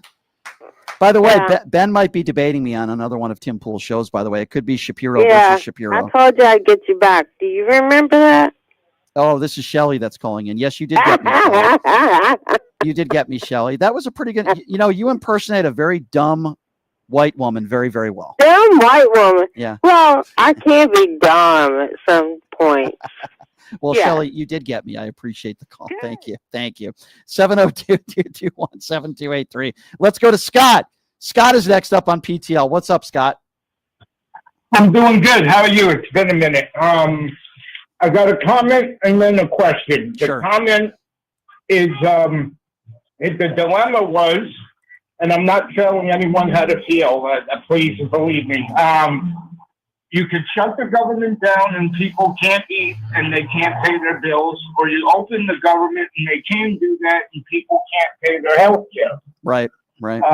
The question is, if these people are so bad, why do they keep winning primaries and then getting voted in?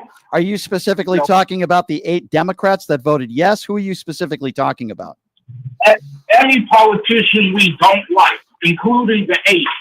Chuck Schumer. Yeah, so I think voting him so in. it's the same reason why people voted in Donald Trump in some cases, and then in other cases it's Democrats that lie, that say I'm going to fight for the American people, I'm going to fight for your health care, I'm going to fight for your food stamps, and then people like I'll speak to Jackie Rosen, and who lives right here in Nevada. But by the way, I've never been a fan of Jackie Rosen. I've called her out before. They lie. They lie to their constituents. They lie to try to get voted in. Sometimes, in some circumstances, the same that Donald Trump will lie. They lie to their constituents. They claim they're on their side, and it turns out that they're not. Sometimes you have to make the best of the worst decision, but it's still the worst decision. I understand. And one quick story. Sure. One quick story. I was talking on the bus to a friend yesterday or the day before, and this guy starts saying anti-fascist. I was talking about Trump and how I hate him. This guy starts to tell me anti-fascists are evil. So I said, "Oh, you like Hitler then?" Okay. He's like, "Well, no, I'm not a fascist." So I didn't understand that question. Isn't it? Thank you. I appreciate your call, my friend. Isn't that the definition of what Antifa is? It means anti-fascist. And these dope MAGA Republicans don't even seem to understand that. It means anti-fascist. That's what it means, literally. And I find it so interesting that a guy who literally called, by the way, I've been calling out these idiots who chase around Antifa around the country 24/7. I've been calling them buffoons, right? Because they're agitators. And I had an agitator come up to me in Washington, D.C. at this comedy club on Saturday night. He was agitating me. He probably wanted me to throw the first punch. Instead, he's the one that assaulted me and then ran away like a little girl. But they chase around Antifa to try to get clout and try to get some sort of, I guess you could say, following. And everything that they do is hypocritical. I'm just sick of it. 702-221-7283. Terry is next. Hey, Terry, thanks for calling in. What's on your mind? Everything that they do is hypocritical. Terry, lower your radio if you can. I would appreciate that. Hi, Brian. How you doing? Welcome back. Thank you. I just want to let you know, thankfully, none of the senators in my state caved. I'm grateful for that. I mean, did these 8 individuals not realize that the terrible impact that they made by making that vote? I mean, I can't comprehend it. Now, I know that they've been called out by a couple of people, but not many. So I don't understand why. I want to see Jasmine Crockett, or Ocasio-Cortez out there calling on Chuck Schumer and Hakeem Jeffries to step down. I mean, I agree, and I know Bernie Sanders has made some statements too already. Good. So that's a good thing. We need to see more, right? We need to see more. Exactly. And some of the explanations I heard about this vote was that there were some interviews where concerning the airlines and the lack of the traffic controllers and stuff is becoming a problem, and they're concerned that there's going to be some kind of major airplane crashes. And then also, I guess Abigail Spanberger, who won the Virginia governorship, was concerned about the number of her constituents in Northern Virginia who are federal workers that are not getting paid. And suffering, not getting paychecks and stuff. So that was another. I kept hearing all these reasons about that. So, but I got to tell you, I'm disappointed. I am. I'm extremely disappointed, and I'm disappointed. Make no mistake about it. Hakeem Jeffries and Chuck Schumer knew this was happening. They waited till after the elections last week, and I think they were all in on this, and they knew it. And I say, what was the point of this 44-day shutdown? What was the point of it? That's why I'm so frustrated right now, and I know you are as well, and I appreciate the call, my dear. Thank you so much. 702-221-SAVE. Let's go to Jason. Jason is next up on PTL. Hey, Jason, what's up? Okay, number one, are you really surprised about the Democrats caving? I'm not. That's why I'm not a part of that party. No, I'm not either. I'm really not at all, and Chuck Schumer is a joke, just like it's Amy Schumer. They've always been a joke. That's why she's a comedian.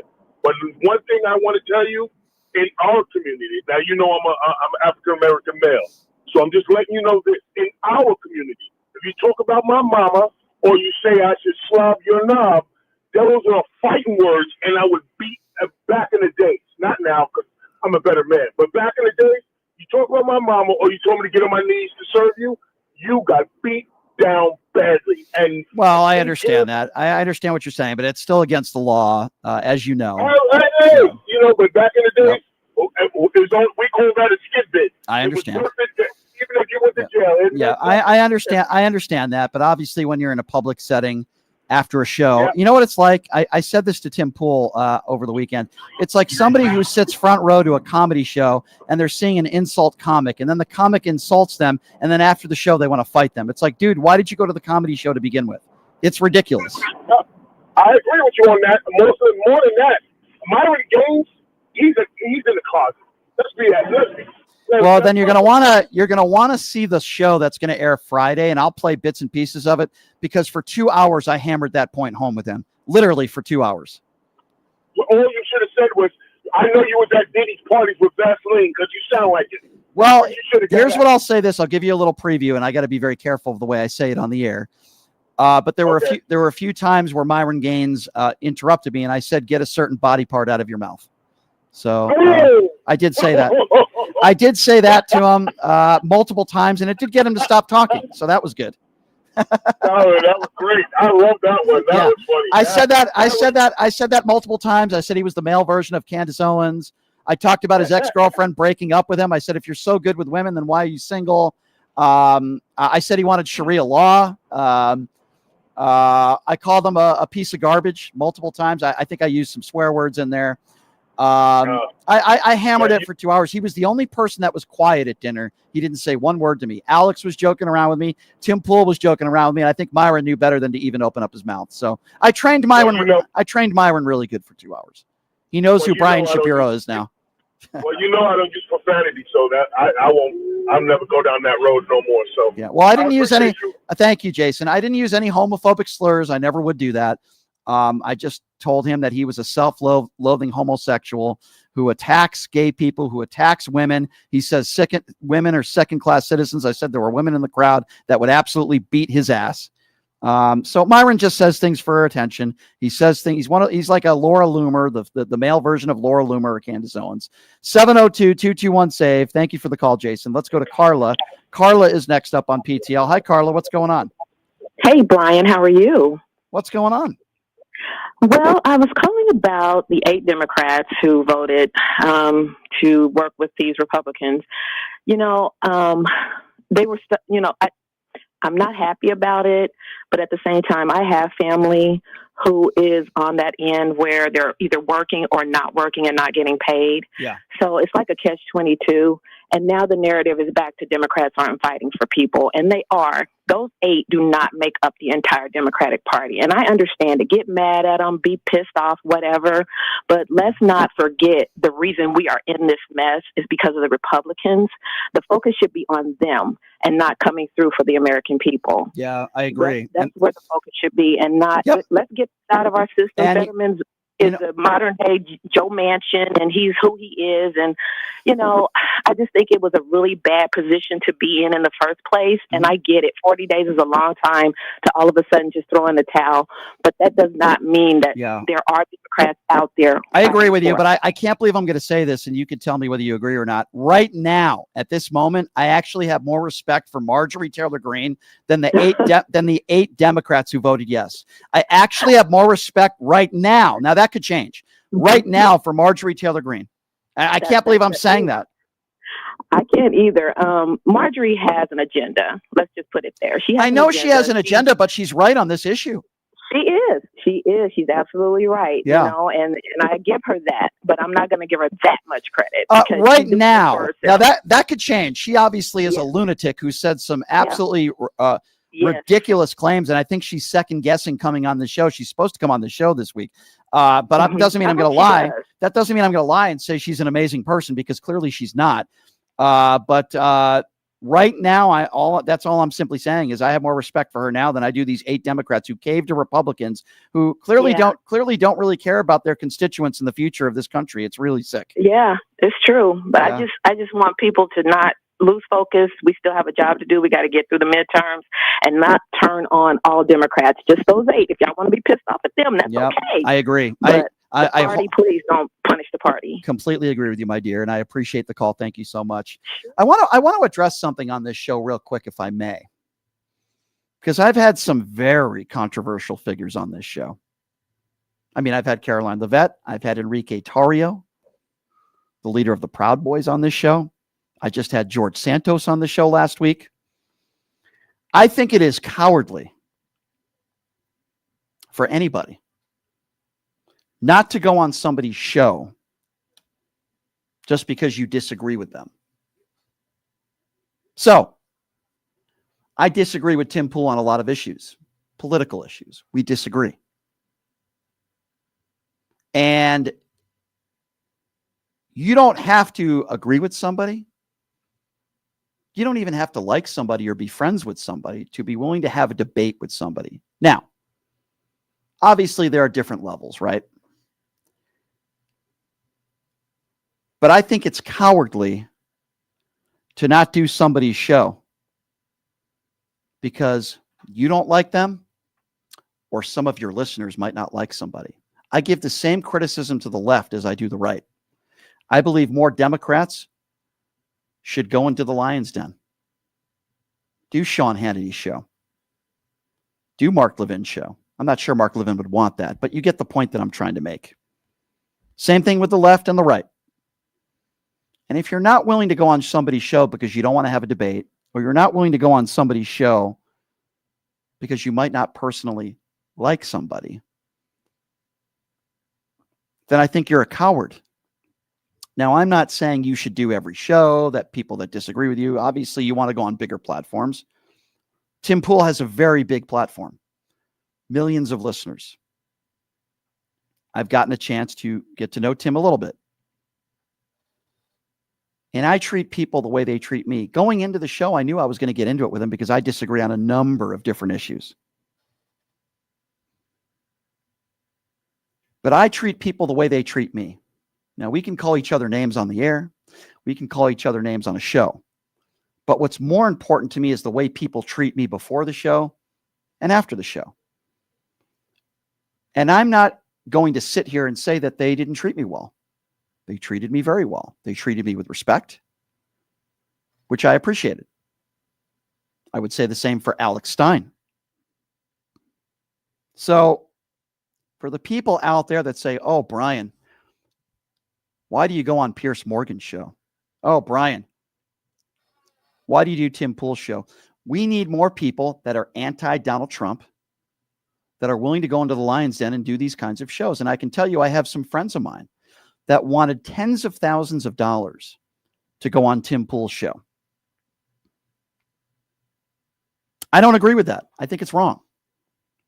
Now, if I went to do a show and I wasn't treated right, and I was disrespected before the show, and I was disrespected after the show, I would not go back, and I would talk about my story on the air of why. But if people are going to treat me with respect, which I can tell you 100% Tim Pool's staff has done, and I would imagine will continue to do, then I would be willing to have a discussion with him. I'm not Tim Pool's best friend. I'm not texting him every day. I sent him a text and I said, thank you.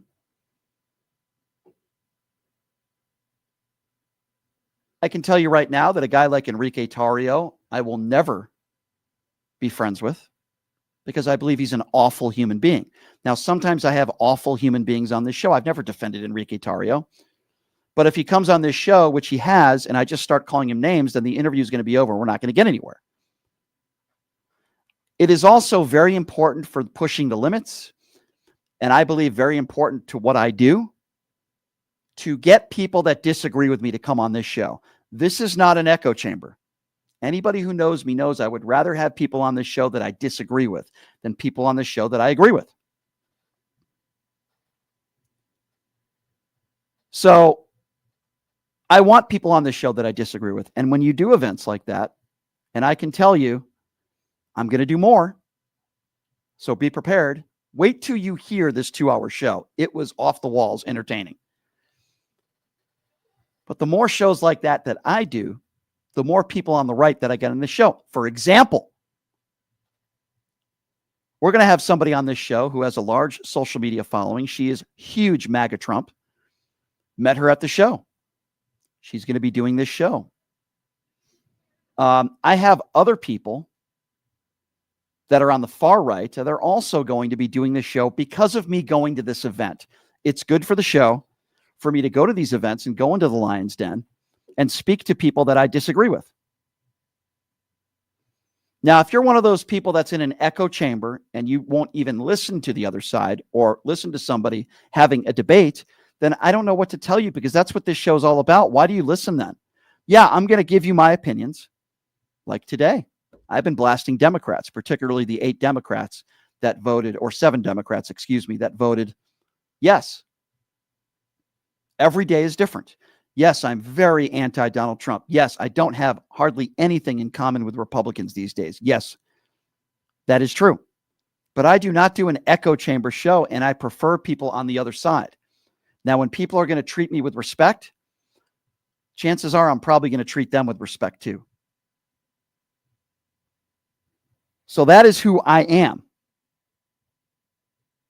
That is what I will continue to do on this show. And I personally believe that is what makes this show unique compared to a lot of other shows on both sides of the aisle. I welcome people on the other side to not only call into this show, but to have people on this show that I disagree with. Maybe even some people that you think are horrible people. Now, I'll be honest with you. I think Myron Gaines is not a good guy at all. He's done this show. He was very laid back and calm when he did this show. I don't like what Myron Gaines stands for, and I think his opinions are despicable. And I told him that to his face. I said it on the show. But does that mean I'm not going to have a conversation with him? No, I'll still have a conversation. Why? Because these people need to be called out. Now, if you don't respect that, then I don't know what to tell you. I really don't.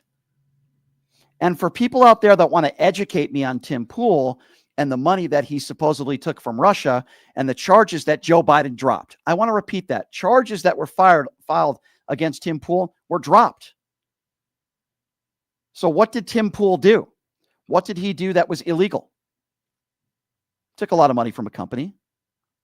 He claims that nobody told him what he could or couldn't say. If somebody could show me evidence to the contrary, then I'm open ears to it. But I can tell you that Tim Pool was good to me. I disagree with a lot of Tim Pool's political opinions. But I also agree with a lot of his political. For example, he's pro-choice. Did you know that? Tim Pool is pro-choice. He doesn't like what Donald Trump and the Supreme Court have done in overturning Roe versus Wade. Tim Pool does believe there should be a pathway to citizenship. How do I know this? Because he told me. He also knows that Donald Trump is not a good guy. He knows that.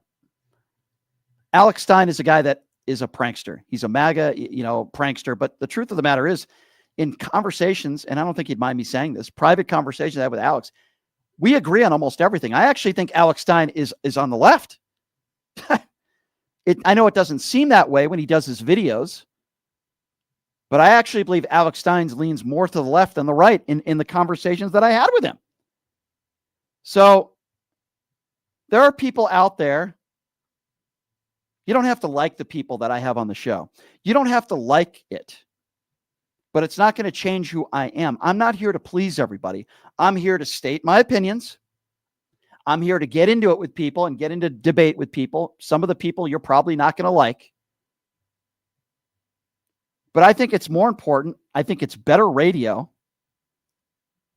to have debates and conversations with people that I disagree with than people that I agree with. Now, if I went up there on a stage with a bunch of people that I agreed with, that wouldn't be very entertaining, and it probably wouldn't be a lot of fun for me either.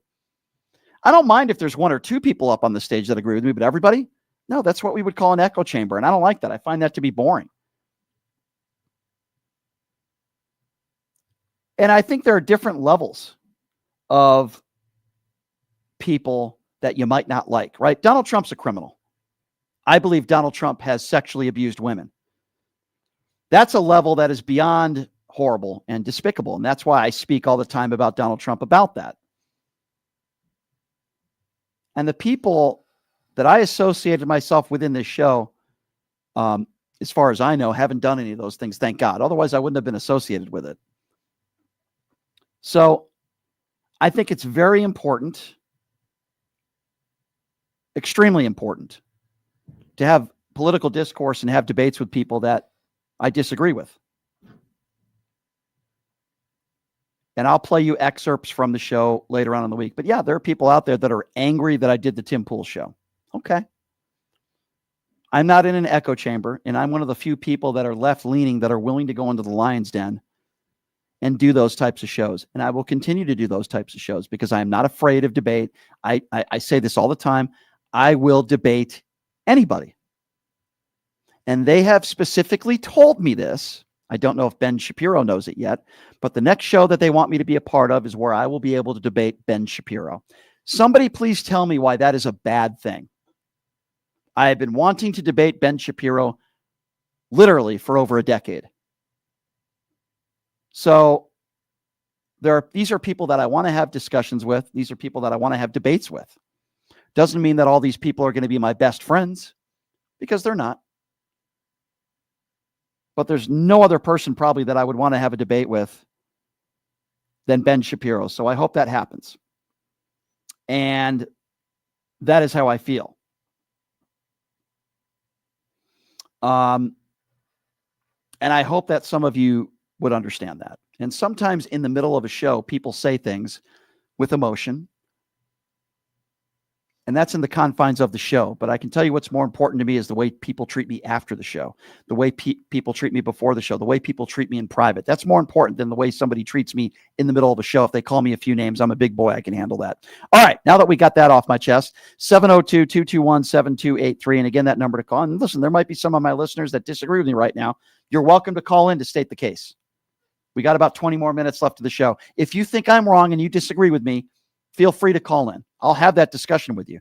702-221-SAVE is the number to call. All right. Let's go to Gabe. Gabe is next up on PTL. What's up, Gabe? Not too much. I hope you are doing good, Brian. So the two things I want to discuss is, so when the Democrats did very good on Tuesday, I thought, okay, well, this is the beginning of what's things to come next November in 26. But I have still high hopes that we're going to retain the House and the Senate. But things need to give. Schumer needs to resign, or either AOC needs to primary him. Oh, I agree. I agree with you. And as I've said on this show, constantly now, I don't know how many times, I believe Democrats, especially the AOCs and others with a large platform, need to ask for Chuck Schumer's resignation. I would say the same about Hakeem Jeffries. This is an embarrassment. Again, number to call if you want to be a part of the show, 702-221-7283. It's fine if some of my listeners disagree with me, but it's not going to stop me from doing shows like the Tim Pool Show or Pierce Morgan. I'm going to continue to do it, and I'm going to be me. I'm not going to change. In fact, you could say I was Brian Shapiro 2.0 over the weekend. I was extremely aggressive, maybe more aggressive than I am with even callers. I said things that I wouldn't even say on the air. All right, number to call, 702-221-SAVE. Let's go to Dave. Dave is next up on PTL. What's up, Dave? Well, all right. Hey, Brian, thanks for taking my call, man. Sure. So look, I'm going to tell you right off the back, I said some nasty stuff on Tim Pool's comments, and I could say whatever I want because I got my own platform. Mm-hmm. And just like you do, they could try to kick me out, but you just can't, because I own Gmail, I own the account, and it's mine. I understand. Just like you own your property, I have my own property. Yeah, you have just the right like to get off my. But I totally agree with you, man. The old saying goes, different strokes for different folks. You know what I'm saying? So it's like you have that, but you know what I did? I did apologize for Tim, Pool on his comments. Mm-hmm. He did respond to me. And that's good. I have to admit, that debate that you did with him, he's a pretty cool guy. I'm going to say some things listen, Brian, let me make my point. I'm sorry. Blood is thick. Blood is thicker than water. Dave, I hear you. I agree with you. Dave, right after I was assaulted, the first people that had my back was Tim Pool and Alex Stein. Yeah. They had my back. What do I mean by that? First of all, you know what Tim Pool said to me after the show? After I was assaulted, you know what he said to me? He was pissed. And he said to me, I'm sure "You're the reason why this was a show. Without you, this wasn't a show." He understands that. And they treated me with respect.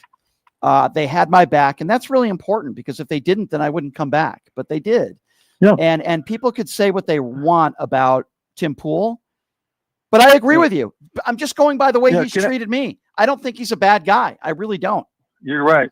But can I make my other point too, Yes. by the way? Yes, go ahead. Can I make my point, Brian? Because I love your show, and I'm a big supporter of your show regardless of what happens, because you lean to the left, you lean to the right, and I think you're awesome with what you do. Thank you. So my point I want to make is that why in the hell, or why in the F are we so damn surprised, and all your callers that call in, that the Democrats voted for this, this bill, or basically to stop the shutdown, when you had 81 people that voted for the Iraq war, and they were all Democrats in the caucus. Well, I'm not surprised. They all voted for it. Yeah. 81 voted for the Iraq war. Let me be clear. And 5,600 people died because of that. Let me be clear. I'm not surprised. Now, there are a lot of people that are. I'm not surprised. I saw this coming from a mile away, because in the end, it's usually the Democrats that don't have a backbone. Now, when I mean Democrats, I'm not meaning the people that voted no. I'm talking about the people that voted yes. This should have never happened. It's a disgrace that the Democrats look weak once again, and this is part of the reason why Donald Trump won second go around, because people in this country are getting. Now, I'm not defending the vote, right? Obviously, I voted for Kamala Harris regardless, but all I'm simply saying is part of the reason why Trump won is because of this, because Democrats are weak. One thing you could say about Republicans, they stand by, they don't cave in. I might disagree with them on almost everything, but they usually don't cave to Democrats. They stand by their supposed principles, which are not really principles. Democrats always cave. Well, maybe, Brian, maybe they got a bailout from Trump. And since they took the bailout from Trump, they're probably either not going to return, or they're probably going to quit as a senator or a House. And they're probably got a bailout from Trump. So that way, some kind of wheeling and dealing, say, hey, I'll give you $1 million if you don't come back and get reelected. Quick. This is a test. We're going to see who the real Democrats are with a backbone. Because if you call out Chuck Schumer, and I've been saying that Seth Moulton should be the next president. If you don't know who Seth Moulton is, Congressman, Democrat out of Massachusetts, who's been calling in the last 24 hours that Chuck Schumer be, and he's done this show before, be sent home and retire. Seth Moulton, to me, he's a hero. He served this country. He tried to get Nancy Pelosi's seat years back.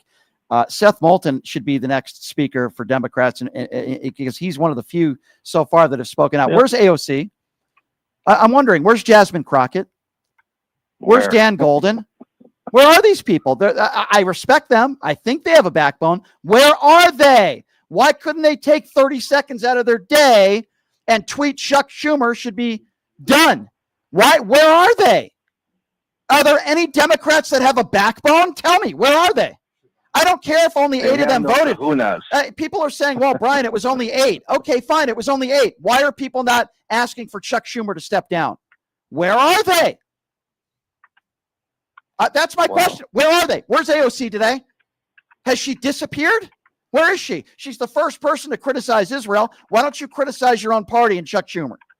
I'm very disappointed in those Democrats today. I'm very angry. I'll tell you what they're supposed to do. I'll tell you, if there's people on social media, what are they supposed to do? I'll tell you what they're supposed to do. AOC should be going on social media and saying Chuck Schumer should resign. This is an atrocity. That's what she should do. Jasmine Crockett should be on social media. We need better leadership within the party. That's what they should do. But they're not doing that. They're staying mum and quiet. I disagree with that. All right. Thank you. Thank you. Thanks, Brian. Thank you. 702-221-7283 is the number to call if you want to be a part of the conversation. Let's go to Gary. Gary is next up on PTL. Hi, Gary. Gary, are you there? Yeah, this is Gary. Hi. What's on your mind? I've been watching for a couple of years, and I want to let you know I'm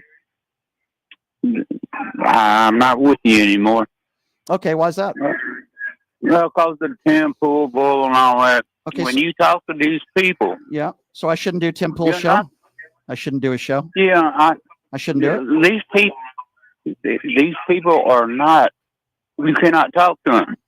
These people, you cannot talk to them. Okay, so you're saying You I should can't- never. Okay, hold on. Let's dissect that for a You moment. can't reason with Okay, them. hold on.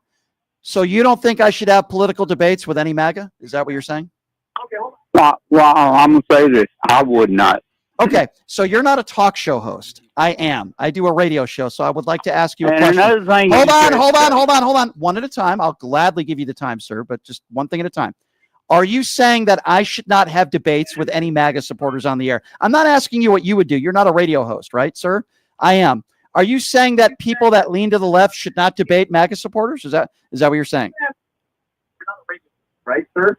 I am. Why are you not answering? Can you lower your radio, please? And then we can have a good conversation, okay? Please, sir. Thank you. Well, I'm trying to listen to you on TV and on Okay. the phone at the same time. Okay, so I don't know what you just said, but let's speak slowly so we can understand. Are you saying that as a radio host, I should not be interviewing MAGA supporters? Is that what you're saying? Not the extreme crazy ones. Not the extreme crazy ones. Okay, so name me some very reasonable MAGA supporters. None. Okay, so exactly. That's my point. So if you had it your way, I wouldn't interview anybody that disagrees with me. Sir, is that a good radio show? Or is that what you would call an echo chamber? You got to let me say this one thing. You're not answering my questions, and I will gladly let you speak, but I need you to focus because I want to have this conversation because I think it's a very important one, sir, and you're entitled to your opinions, okay?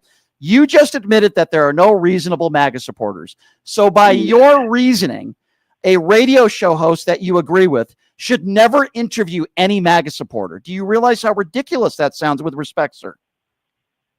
No, but when I heard you say a while ago that you like doing things with Tim Pool because it's good entertainment, that makes you First of all, I never said I like doing things with him because it's good entertainment. That's you did say it today. Sir, that's why I'm not watching you. Sir, you need to listen. Okay, now first of all, you're the guy who just said I shouldn't interview any MAGA supporter, which is probably the dumbest thing I've ever heard in my life. Let me finish.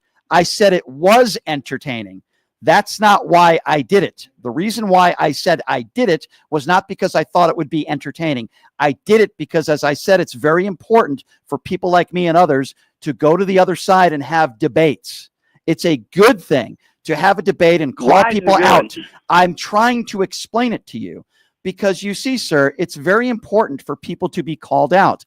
Number one, they did not expect me to give them pushback because there are too many people on the left that take it and don't give it back. Number two, I think it shows that you're willing to stand by your beliefs and your principles and fight MAGA, which I do every single day. Again, by your standards, nobody would listen to my show if all I did was speak to people that I agree with. You openly admitted to start this conversation that every MAGA person is not reasonable. By your standards, I shouldn't be. Well, there may be a few. Okay, so name me one person that's a big MAGA supporter that you think I should interview on this show. Right now, I really can't tell you the truth. I cannot think of one. Right, exactly. So by your standards, I shouldn't interview Larry Elder. I shouldn't interview Stephen Miller. I shouldn't interview Caroline Leavitt. I shouldn't interview Robert F. Kennedy Jr.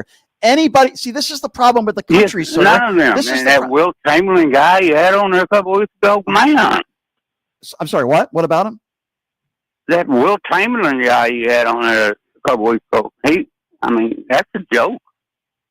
That Will Chamberlain guy that Will Chamberlain guy all I'm saying is I just can't watch it anymore because you'll get guess what, sir? Like Fox News. Okay, well, that's the dumbest thing I've ever heard in my life. What am I doing that Fox News does? That's the dumbest statement I've ever heard in my life. Do I lie on the air? Do I lie? Have I? Hold on. Do I lie on the air? Have I said anything that's a lie on the air? No. Okay, hold on. Let's go through the checklist because you said hold on. Dude. Have I ever lied on the air? I'm waiting. You gonna let me answer? I'm waiting. Not that I can think of right now. Thank you. Okay, so we'll take that on the checklist. Have I ever said something on the air just so that my listeners would like it? Not that I can think of right now. Okay. Thank you. No. Hold on. Let's calm down. Hold on. You just compared me to Fox News. Fox News lies on the air every day.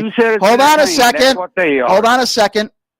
You just said I'm just like Fox News. Fox News lies on the air every day, and they appeal to a base of people. I don't appeal to anybody. I say the things that are on my mind. I don't lie. I certainly don't intentionally try to get things wrong. I am not Fox News. I didn't lie about the 2020 elections. I haven't lied about any election. I enjoy political discourse and debate. If you're looking for a sweet, nice man who's on the left who refuses to debate anybody on the right, guess what, sir? This show is not for you. You can go back into an echo chamber. Right and wrong, and you're not. I'm about right and wrong, and you're not. Okay, where do I support wrong? Please be specific instead of your stupid general comments. Where am I about wrong? How do I support wrong? I heard you when you said that you and Tim Pool was good entertainment. Did you know? Do you know? Okay, first of all, I didn't. Okay, let me ask you a question, sir. Did you see the show? Because you're commenting on the show. No. Okay, no. So you're commenting on a show that you didn't see. Maybe you should watch the show first. I'm commenting what you said. Exactly. A lot of people that watch the show thought it was entertaining. Sometimes good-spirited debate is entertaining. I'll give you an example, sir. When I debated Robert F. Kennedy Jr. and The View played my interview the next day, they thought it was a very entertaining debate. When I had Caroline Leavitt and Vivek Ramaswamy on my show, a lot of people that listen to my show don't like them, but they thought it was a very entertaining debate. I've had a lot of people on my show that a lot of people on the left. Okay, sir, this is a radio show. Do you not know what the definition of entertainment is? It's called a show. It doesn't mean I say things that are lies, but part of the radio business, this is called the entertainment business. Do you not understand that, sir? Everything you watch on TV, MSNBC, CNN, you don't even know what the word entertainment means. You haven't even watched the show. You compared me to Fox News. You can't name one person on the right. Go on Fox. If you want to entertain, go on Fox. Sir, you make absolutely no sense. You really make absolutely no sense. All right, I'll be entertaining, sir. Okay, I'm going to be entertaining for a moment. I don't think you're a very intelligent person. What do you think of that? I'm being entertaining, sir. Are you okay with that? Guess what? Well, I don't think you're my show. Okay, but yet you've watched me every day, so I think that makes you a complete freaking imbecile. You're watching. Bill Maher. Bottom down. I haven't even mentioned Bill Maher, so shut up. You just said you don't think I'm smart, yet you've been watching and listening to my show for years. Let me tell you something, sir, about my listenership, and I mean this. I think most of the people that listen to my show are very informed people. They might not always agree with me, and that's okay. But I think most of my listeners are very, very intelligent and informed people. You, sir, are not one of them. And if you don't think I'm an intelligent person, then why have you been listening to me every day then? Do you like listening? Why? Recently. So don't you understand that? Oh, so you thought I was an intelligent person, and because gotcha. That's a very good point, sir. So you thought I was a smart person, but because I did the Tim Pool show, now all of a sudden I'm a stupid person. Sir, you sound like a very intelligent individual. Let me be very clear. I don't want people like you listening to my show because you're a moron. You are a moron, and you don't know the definition of entertainment. You don't understand the radio business. And according to you, people should only interview people they agree with. That makes you a buffoon. You are a buffoon. Yeah, okay. I'll never watch the show again. Good. I'll never take your phone call ever again. So have a nice day, you dumbass. 702-221-7283. Let's go to Siobhan. Siobhan is next up on PTL. What's up, Siobhan? Hey, Brian. Hey. Okay, I want to let you know that Gavin and AOC finally did come out and say something. Good. I'm glad they did. And let me tell you something.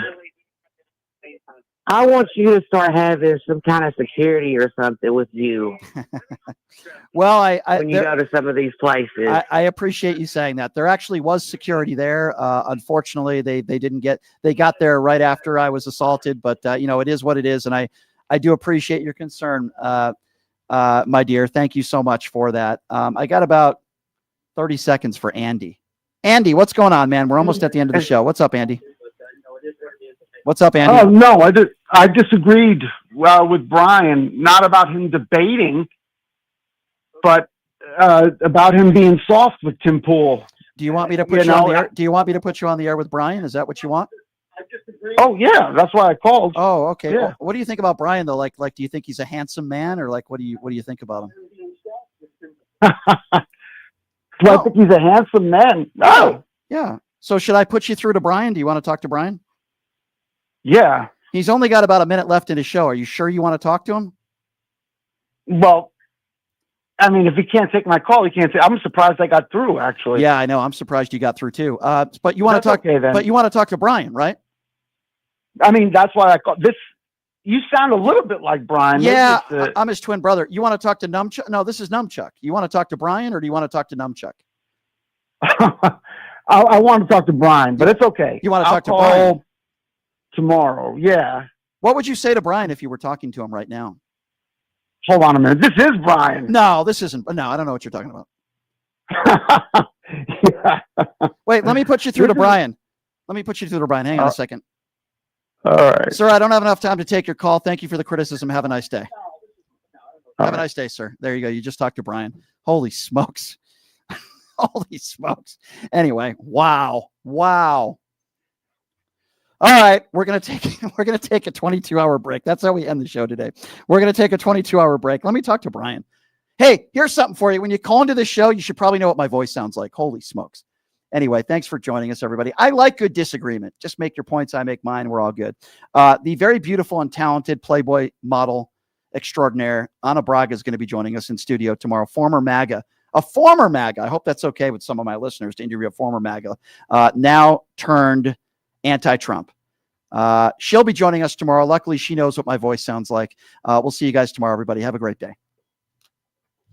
Hey, everybody. Are you struggling to find a pizza place that reminds you of Brooklyn? That true blue New York style